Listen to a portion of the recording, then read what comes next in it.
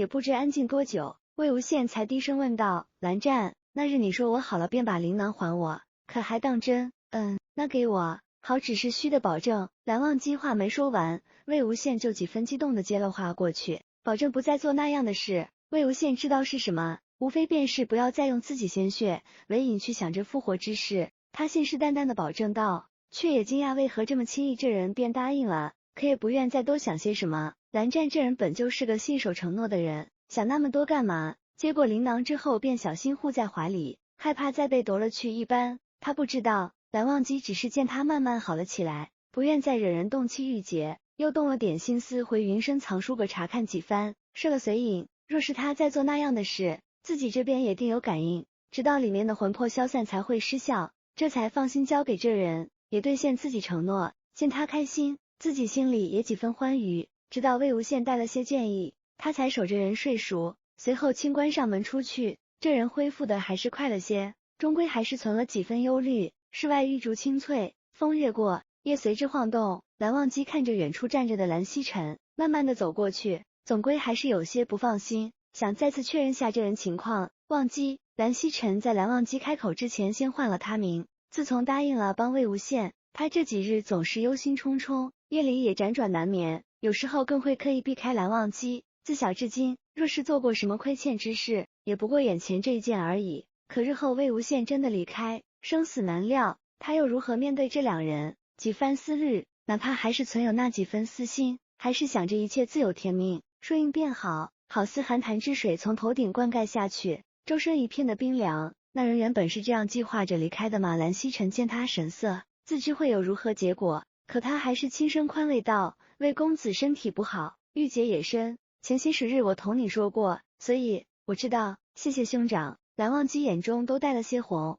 他是真心的感谢蓝曦臣，若是自家兄长没有反悔自己的决定，帮助那人离开，他不敢想象会有什么样的后果。可至少现在自己知道了，那即便这人当真离开，也有机会拼尽一切的护他，哪怕是默默的、安静的守护。只是他却也气闷那人，从来他都如此，这样残忍的对待自己。大抵是这样的气氛之下，谁都没有注意到竹后躲藏的魏无羡。蓝忘机一走他就醒了，说来也奇怪，许是这人陪得久了，他一走哪怕睡得再沉也会惊醒过来，直到是自己魔怔了，竟睡个觉也离不开这人，没了心思睡觉便起身，也想熟悉环境，过2日找个机会开口向蓝忘机离开，竟不巧听见两人谈话。他如何也想不到蓝曦臣竟会把这事告诉那人。看着蓝忘机那深沉难看的脸色，心里亏欠之余知道不好，若是蓝湛不让自己走，那几乎是快速的转身，原是想再留几日，他自己也说不清楚为何会留念那人在身边之日，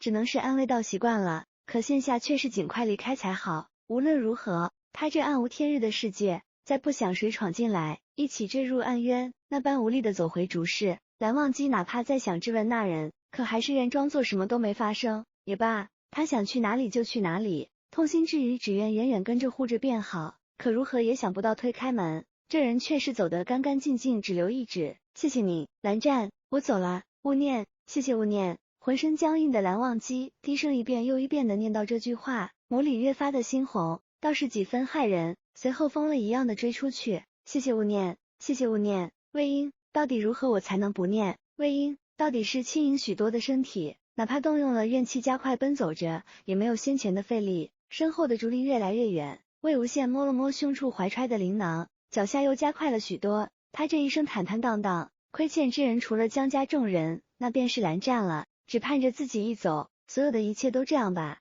个人回到个人的世界，个人走个人的路。他已经连累这人很多了，早该这样的，只是这样方式离开，那人该是会气恼吧。他想好了，早就想好了，该是先去莲花坞，再去金家，送师姐夫妇回家的，然后回到夷陵，从哪里开始的就从哪里结束，应该是如此的。强求不来，之前他以为可以复活那两人，那一切都会慢慢回到从前，可现下他真的认命了，不该妄想的。从放弃自己的复活计划开始，他就放弃一切了，包括他自己。这些时日该是偷来的些许温暖欢愉，也该还回去了，特意隐去自己一切气息，哪怕没有那样的可能，可也当真的怕那人追了过来。年少时的几分情谊，便让他如此对待，哪怕再讨厌也是如此。蓝湛这个人真的很好，若是这一切没有发生，大抵无论何时再相见，他还是会忍不住的贴上去，靠近几分，拉近几分。他一路向着莲花坞的方向而去，另一边四处寻觅的蓝忘机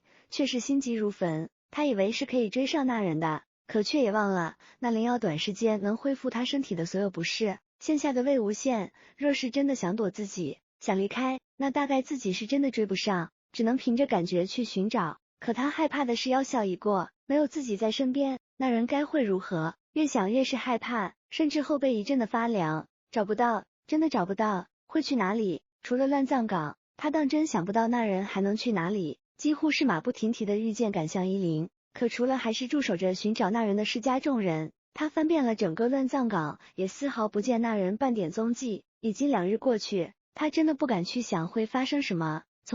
大概是从来都没有人见过这样的蓝忘机，周身都带着不易，而发红又冷厉的眸子却让人不敢靠近半分，只能讪讪的打声招呼，便赶紧离开。他们都在想，是不是魏无羡又做了什么不可饶恕的罪孽，才让一向雅正端方的蓝忘机如此。离开的同时又继续加快搜寻，势必要找到魏无羡，诛杀于此。若是能得到他的阴虎符，那再是最好不过。去哪了？到底去哪了？魏婴有那么一时刻，蓝忘机甚至完全失去理智般的想到，若是寻到那人，他就真的把他带回去，藏起来，捆起来，牢牢的绑在自己身边，不离开自己视线分毫。几乎是强忍住发颤的身体，努力克制那疯狂恐怖的情绪。可一转瞬又想到之前那人想要复活江厌离夫妇时做的事，那血腥的一幕幕似乎还在眼前。哪怕答应了自己，可从来，几乎是从来，他又何时会真的爱护自己几分？静下来，静下来。蓝忘机一遍又一遍的强迫自己冷静下来，